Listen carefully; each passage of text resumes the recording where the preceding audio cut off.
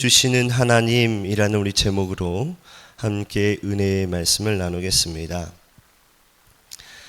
사람들은 살아가면서 누구나 할 것 없이 갖는 하나의 간절한 열망이 있습니다. 간절한 소원이 있다는 것이죠.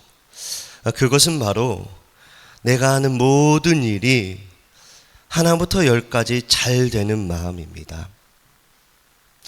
그러나 현실적으로 보면 우리는 성공하고 싶지만 우리의 생활 속에는 성공보다 실패의 일이 더 많다는 것을 볼 수 있습니다. 그래서 살아가면서 우리가 무엇인가 어떤 일을 처음 시작할 때, 새롭게 시작할 때 우리는 이런 마음을 다짐하죠. 야, 내가 이번 일은 꼭 성공할 거야.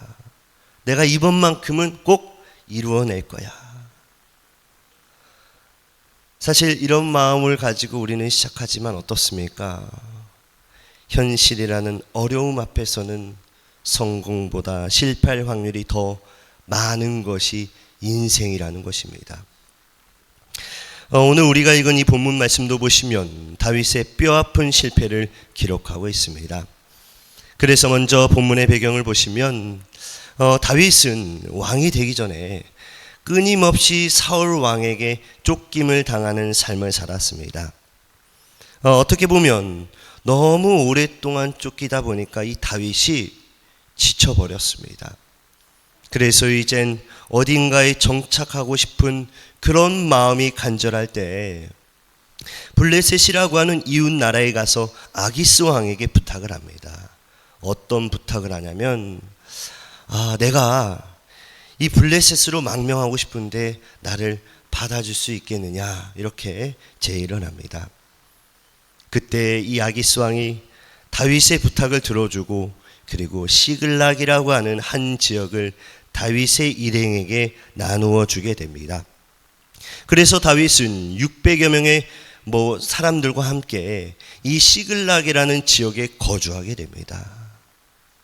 그런데 여러분, 어느 날 이 아기스 왕이 다윗에게 편지를 보냅니다.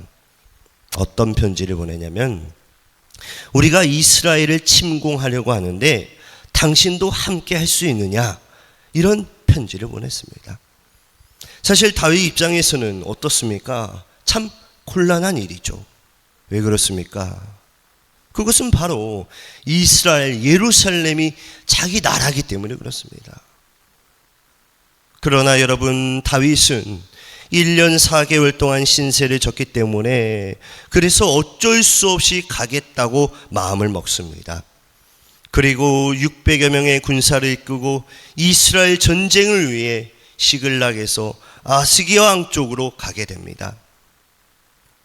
그런데 여러분, 아스기야 왕에게 거의 도착하게 되었을 때 이 블레셋 장군들이 가만히 생각해보니까 좀 불리한 거예요.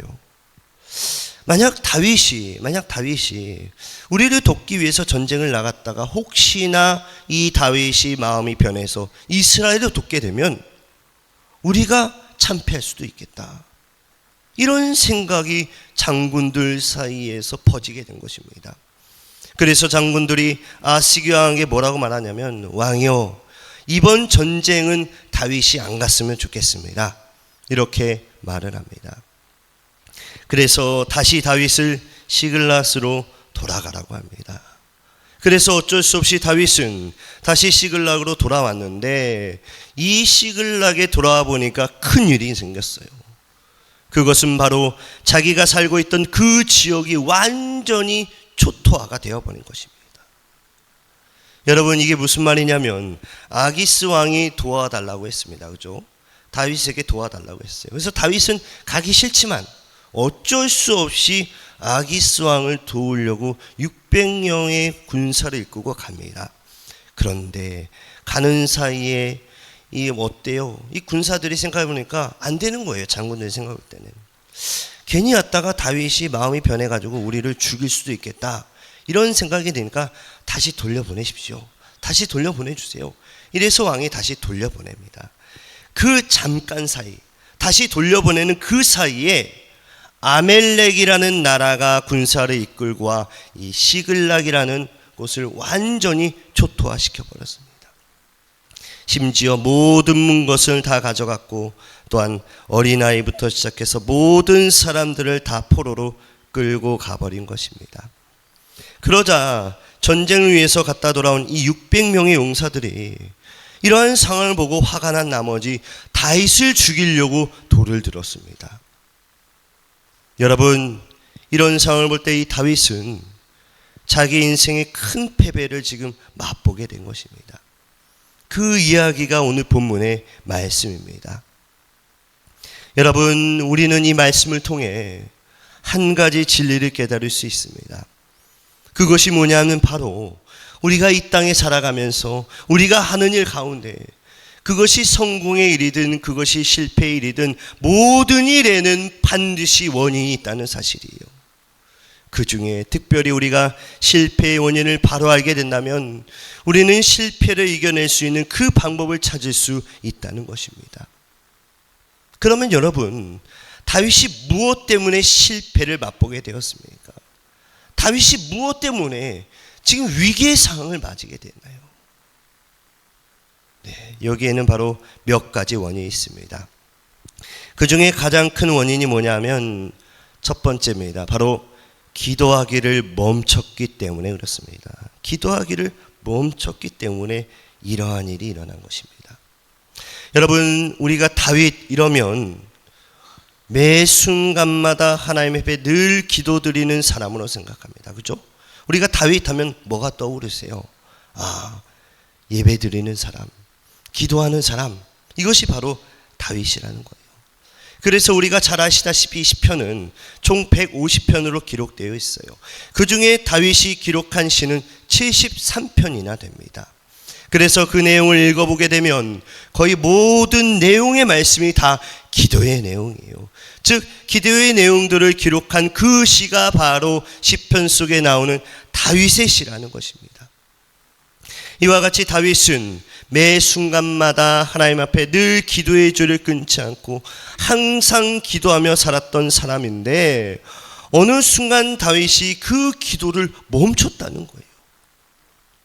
그러면 결정적으로 다윗은 언제 기도를 멈췄을까요? 먼저 사무엘상 27장 1절 말씀을 보시면 이런 내용이 나오고 있습니다. 우리가 같이 한번 읽겠습니다. 사무엘상 27장 1절 말씀입니다. 시작. 다윗이 그 마음에 생각하기를 내가 후일에는 사울의 손에 붙잡히리니 블레셋 사람들의 땅으로 피하여 들어가는 것이 좋으리로다. 사울이 이스라엘 온 영토 내에서 다시 나를 찾다가 단념하리니 내가 그의 손에서 벗어나리라 하고. 아멘. 여러분, 사실 다윗은 아까 전에도 말씀드렸지만 항상 무슨 일이 있든지 하나님께 먼저 기도하는 사람입니다. 먼저 기도하고 무슨 일이든지 했던 사람이 바로 다윗이라는 사람이죠. 그러나 방금 읽은 27장 1절 말씀 보시면 다윗은 블레셋으로 망명 가는 그 사건 속에 기도했다는 이야기가 전혀 없습니다. 그리고 오히려 뭐라고 말하고 있습니까? 그 마음에 생각하기를. 즉 이 말씀을 통해 볼 때 다윗은 기도로서 정한 것이 아니라 자기 생각으로서 이 사실을 정했다라고 알 수 있습니다. 여러분, 오늘 본문 말씀도 그렇습니다. 오늘 본문 30장을 보시면 이 아기스가 이스라엘 전쟁을 하기 위해서 다윗을 부를 때도, 즉 이 다윗이 왕에게 갈 때 하나님께 기도하고 갔다, 이런 말씀이 없다는 거예요. 그냥 이 다윗이 어떻게 했을까요? 우리 생각으로 해보면 아기스가 부르니까, 왕이 부르니까 입장은 난처하지만 그래도 내게 땅을 줬는데, 그래도 나를 위해서 조금 잘해주고 있는데 내가 가야겠다, 뭐 이런 자기의 생각을 가지고 갔다는 것입니다. 그러나 여러분, 결국 어떻게 되었습니까? 다시 돌아와 보니까 어떻게 되었어요?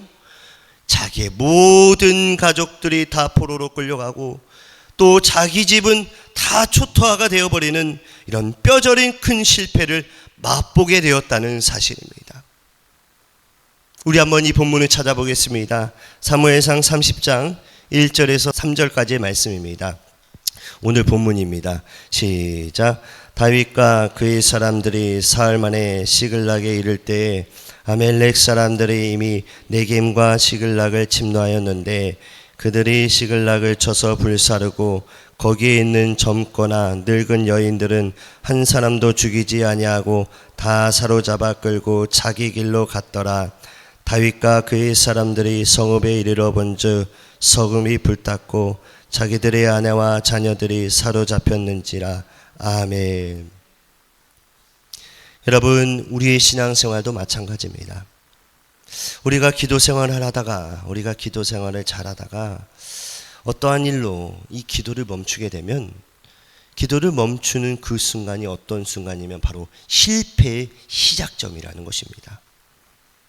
다시 말씀드리면, 기도하는 성도가 기도를 쉬고 기도를 게을리하면 그때부터 우리의 생활은 어려운 길로 가게 된다는 말씀입니다. 어떤 분들은 이렇게 말씀하실 수 있습니다. 목사님, 저는 기도를 안 해도 제가 마음먹은 대로 일이 잘 되던데요. 목사님, 저는 기도를 하지 않아도 아무런 문제가 없는데요. 가정생활이나 직장생활이나 심지어 우리 자녀들도 기도하지 않아도 아무런 일이 일어나지 않는데요. 여러분, 저는 이렇게 말씀드리고 싶습니다. 혹시 여러분 태풍 전야를 아십니까? 태풍 전야. 방금 기도를 해도 아무 일이 없다는 성도님들은 지금 태풍의 전야를 경험하고 있는 것입니다. 여러분, 태풍이 만들어질 때 보면 태풍의 눈이 있습니다. 그곳은 아주 고요합니다. 태풍의 전야도 똑같아요. 태풍의 전야가 무엇입니까? 태풍이 오기 전날을 말하는 거예요. 그죠? 태풍이 오기 전날 어때요? 정말 이상할 만큼 아주 조용합니다. 하지만 곧 폭풍이 몰려오고 곧 바람이, 놀라운 여러 가지 비바람이 물려온다는 것입니다. 무섭게 우리에게 다가온다는 거예요. 여러분, 기도하지 않아도, 기도를 멈췄는데도 당장은 아무런 문제가 없는 것처럼 보일 수 있어요. 하지만 꼭 기억해야 합니다. 우리의 실패는 기도가 끝나는 그 순간부터 시작된다는 것이요. 다시 말씀드리면 기도의 끝이 실패의 시작이라는 것입니다. 사랑하는 성도 여러분, 내가 기도 생활을 하다가 잠시 기도를 내려놨을 때, 잠시 기도를 멈췄을 때 사실 어떻게 보면 당장은 아무 일이 없습니다. 당장은 아무런 문제가 없어요. 여러분, 우리가 신앙생활 하는 가운데 우리가 기도 생활을 합니다. 그죠? 말씀 생활도 하지만 기도 생활을 해요. 그런데 기도 생활을 열심히 하는 분이 하루 이틀 빠졌다고 갑자기 그 다음 날부터 하나님이 엄청난 징계와 저주를 부어주십니까? 아니라는 거예요. 사실 우리의 삶 가운데 아무런 일이 일어나지 않는다는 것입니다. 그러나 여러분, 이게 뭐라는 것입니까? 바로 태풍의 전야를 막고 있다는 거예요. 오늘 말씀의 다윗이 뼈저린 이 실패를 맛보게 된 것은 기도하던 다윗이 기도를 멈추는 그 순간부터 실패가 시작되었다는 사실입니다. 두 번째로 다윗이 실패한 또 다른 원인은 바로 하나님보다 사람들을 바라보면서 두려워했다는 것입니다. 즉, 하나님을 바라보며 살았던 다윗이 하나님을 바라보지 않고 사람을 바라봤다는 거예요. 그래서 사람을 바라보니까 내 상황을 봤을 때 그 사람들이 엄청 힘있는 사람으로 생각되면서 다윗 마음에는 굉장히 두려운 마음이 들어왔다는 것입니다. 여러분, 그 사실이 어디에 나올까요?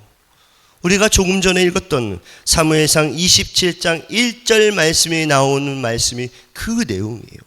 우리 한번 다시 찾아보겠습니다. 사무엘상 27장 1절 말씀입니다. 우리 같이 한번 읽겠습니다. 시작. 다윗이 그 마음에 생각하기를 내가 후일에는 사울의 손에 붙잡히리니 블레셋 사람들의 땅으로 피하여 들어가는 것이 좋으리이도다. 사울이 이스라엘 온 영토 내에서 다시 나를 찾다가 단념하리니 내가 그의 손에서 벗어나리라 하고. 아멘. 여러분, 다윗을 보시면 사무엘상 17장에 나오는 다윗과 사무엘상 27장에 나오는 다윗은 사실 똑같은 다윗입니다. 그런데 사무엘상 17장에 나오는 다윗은 아주 어떻습니까? 의기양양해요. 우리 한번 이 말씀을 찾아보겠습니다. 사무엘상 17장 32절 그리고 45절 46절 말씀입니다. 우리 같이 한번 읽겠습니다. 시작. 다윗이 사울에게 말하되 그로 말미암아 사람이 낙담하지 말 것이라 주의 종이 가서 저 블레셋 사람과 싸우리이다 하니 다윗이 블레셋 사람에게 이르되 너는 칼과 창과 단창으로 내게 나아오거니와 나는 만군의 여호와의 이름 곧 내가 모욕하는 이스라엘 군대의 하나님의 이름으로 내게 나아가노라. 오늘 여호와께서 너를 내 손에 넘기시리니 내가 너를 쳐서 내 목을 베고 블레셋 군대의 시체를 오늘 공중의 새와 땅의 들 짐승들에게 주어 온 땅으로 이스라엘의 하나님이 계신 줄 알게 하였고. 아멘. 여러분, 본 말씀을 자세히 보시면 다윗은 어떻습니까? 다윗은 아주 당당합니다. 그죠? 아주 당당해요. 말씀을 다시 보시면 32절에 뭐라고 말하고 있어요? 다윗이 사울에게 가서, 사울 왕에게 가서 낙담하지 말라, 이렇게 지금 말하고 있어요. 낙담하지 말라. 내가 저 블레셋 사람들과 나가서 싸우겠다, 이렇게 지금 당당하게 지금 말하고 있습니다. 그리고 블레셋 사람들에게는 뭐라고 선포하고 있습니까? 너희는 칼과 창과 단창으로 내게 나오지만 나는 만군의 여호와의 이름으로 나아간다. 너네가 모욕하는 이스라엘 군대 이름, 하나님의 이름으로 내가 나아간다. 이렇게 지금 선포하고 있습니다. 그리고 또 뭐라고 말씀하고 있습니까? 너희 목을 베고 블레셋 군대의 시체를 어떻게 하겠다고 하는 거예요? 공중의 새와 들짐승에게 나눠줘. 이 모든 일들을 하나님이 계신 줄 알게 하겠다, 이렇게 지금 당당하게 선포하고 있습니다. 그러나 여러분, 우리가 아까 전에 읽었던 27장에 나오는 이 다윗은 어떻습니까? 아주 힘없는 다윗이에요. 그리고 두려움과 공포에 쌓여있는 다윗의 모습을 볼 수 있습니다. 여러분, 그 차이가 무엇입니까? 사무엘상 17장에 나오는 이 다윗은 골리앗을 만났을 때도 하나님을 바라봤던 사람이에요. 그래서 그 마음속에 굉장한 용기가 있었고 굉장한 믿음이 있었고 무엇보다 굉장한 확신이 있었다는 것입니다.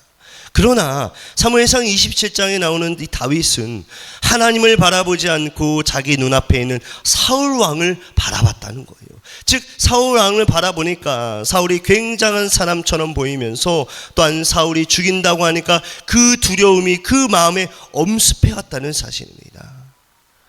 여러분, 이게 바로 실패의 요인이라는 거예요. 여러분, 우리도 마찬가지입니다. 우리는 하루하루 살아가면서 하나님을 바라보고 살아가야 돼요.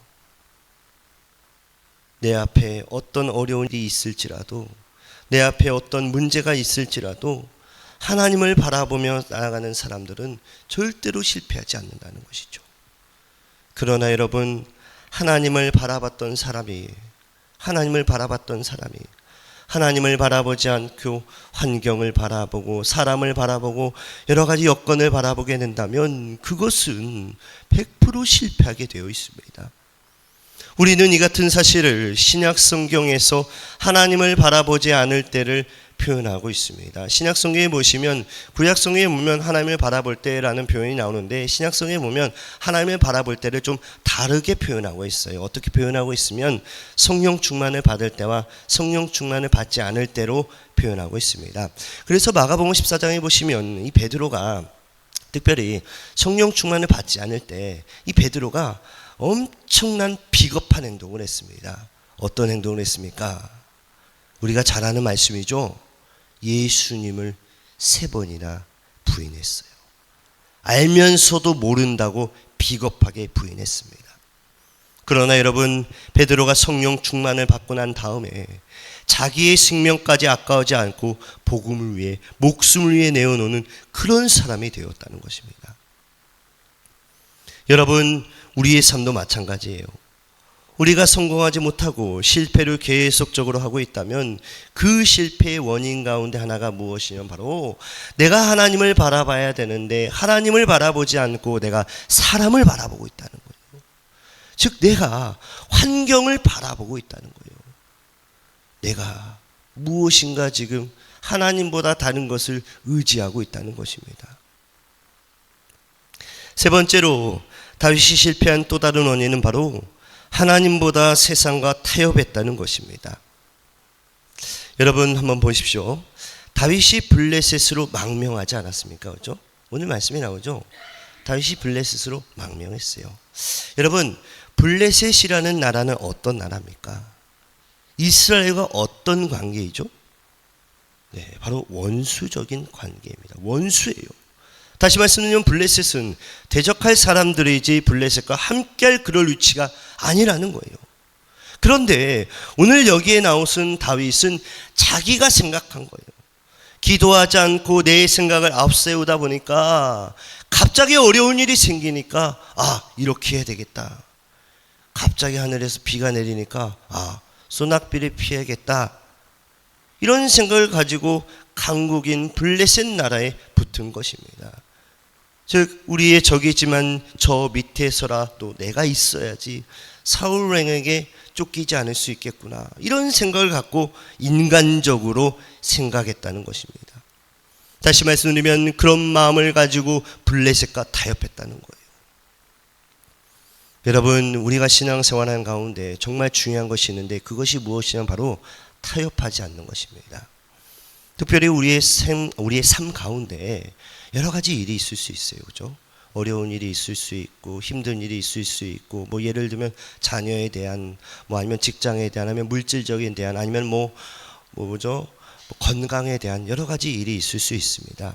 그런데 이러한 일이 있을 때 우리가 인간적으로 생각하고 나아가는 것보다 하나님 주신 은혜를 붙잡고 나아가는 것이 결과적으로는 큰 축복과 은혜라는 거예요. 그런데 우리는 어떻죠? 그러한 상황이 되면 어때요? 그것을 바라보지 못한다는 거예요. 그것을 붙잡지 못한다는 것이죠.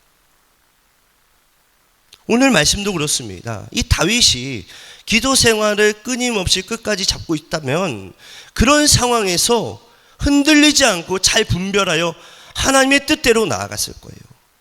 그러나 이 다윗이 어땠습니까? 상황이 너무 힘들다 보니까 내가 너무나 괴롭다 보니까 이 상황에 눌려서 내가 생각한 대로 행동했다는 거예요. 여러분, 결과적으로 보시면 오늘 말씀의 결과적으로 보시면 아기스 왕은 사실 전략적으로 받아준 것입니다. 그리고 아기스가 사실 자기 나름대로 계산이 있으니까 시글락이라는 좋은 땅을 자기 민족을 죽였던 원수 다윗에게 그렇게 쉽게 내준 것입니다. 여러분, 그게 공짜입니까? 아니죠. 다 계산된 거라는 거예요. 여러분, 우리도 살아가면서 많은 일들이 있어요. 예를 들어 이번 일만 잘 넘기면, 이번 일만 눈 감아주면, 이번 일만 모른 체 한다면 큰 것이 올 거야. 좋은 일이 있을 거야. 잘 될 거야. 이런 말들을 주위에서 한다는 것이죠. 여러분, 이러한 약속은 사실 잘 되는 것 같지만 마지막에는 결국 우리가 생각하지 못하는 것에 크게 넘어진다는 것입니다. 그래서 특별히 믿음의 성도들은 세상과 타협하면서 살면 안 된다는 거예요. 여러분, 우리의 영의 세계라는 것은 절대적으로 마귀와 타협해서는 안 되는 것입니다. 여러분, 이 마귀는 영적 존재이기 때문에 자기가 불리하게 되면 우리에게 끊임없이 속삭이는 게 있습니다.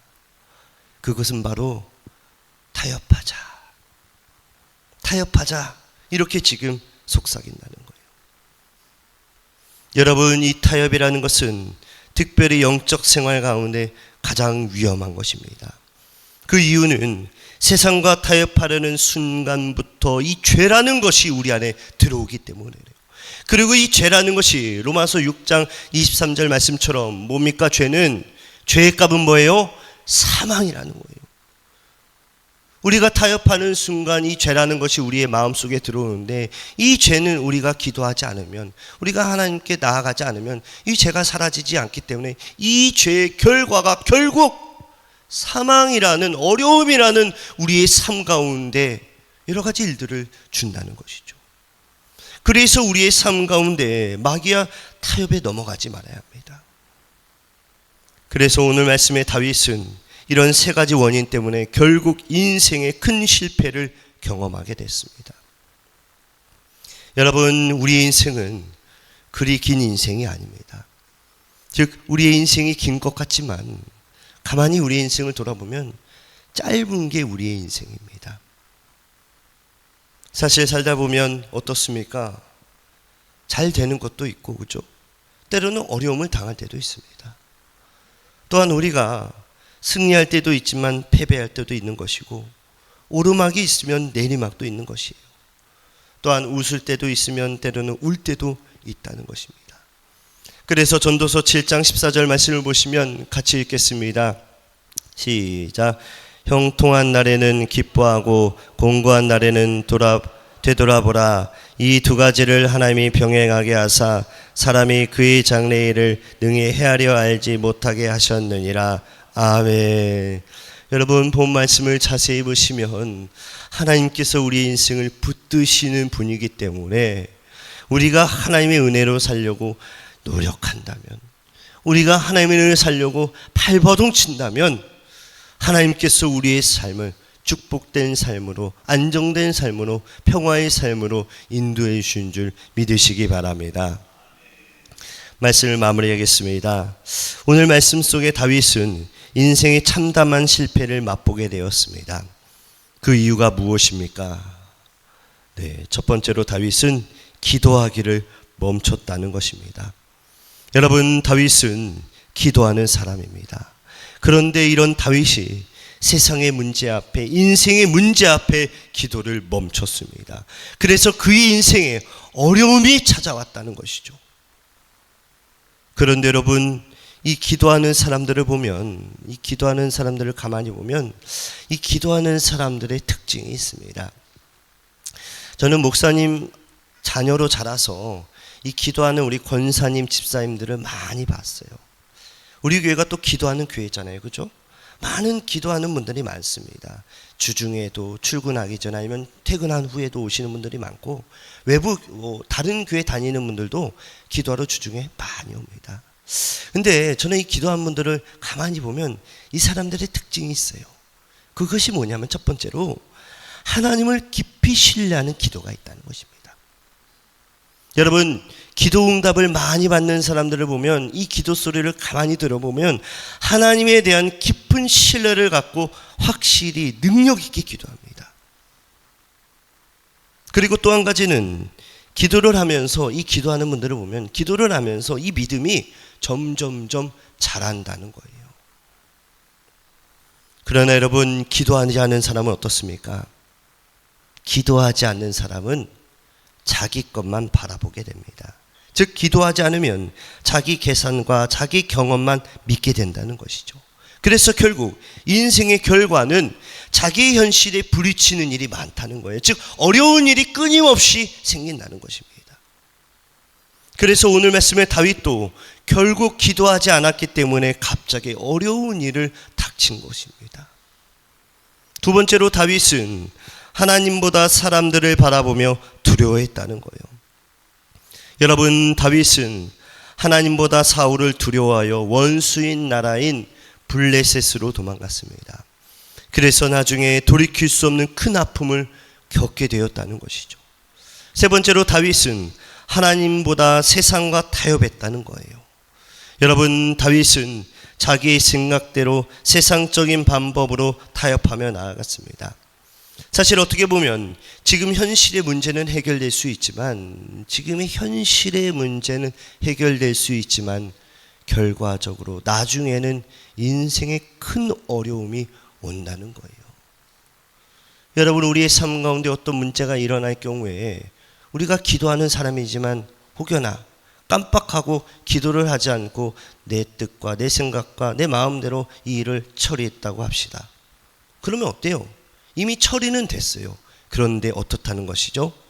나중에는 그것이 씨앗이 돼서 우리 인생이 어려운 결과가 나타날 수도 있다는 거예요. 특별히 기도하는 사람들은 더 그렇다는 것이죠. 그래서 여러분, 우리의 삶 가운데 많은 걱정과 많은 어려움과 많은 힘든 일이 있을지라도 오늘 말씀에서 보여주시는 것처럼 오직 하나님만 붙들며 나아간다면 우리의 삶 가운데 하나님이 우리를 이끌어 주시고 축복된 길로 인도해 주신 줄 믿으시기 바랍니다. 그래서 여러분, 우리가 어떻게 해야 합니까? 기도해야 한다는 거예요. 기도해야 한다는 거예요. 여러분, 말씀을 마무리하기 전에 이 말씀만 하고 제가 마무리하겠습니다. 사실 지금 이 시대를 보면 참 제가 정말 답답합니다. 답답해요. 왜 그러냐면 기도하는 우리 그리스도인들이 많이 적기 때문에 그렇습니다. 여러분, 제가 자주 말씀드리지만 우리가 어렸을 때 한번 생각해 보세요. 70년대, 80년대 어땠습니까? 교회마다 기도 소리가 많이 들렸어요. 그죠? 우리 부모님이 눈물로 기도한 사람들이 많다는 거예요. 자녀들을 위해서, 또한 건강을 위해서, 남편을 위해서 눈물로 기도하는 우리 그런 성도님들이 많았다는 거예요. 그러나 지금 이 시대는 어떻습니까? 기도 소리가 그렇게 많지 않습니다.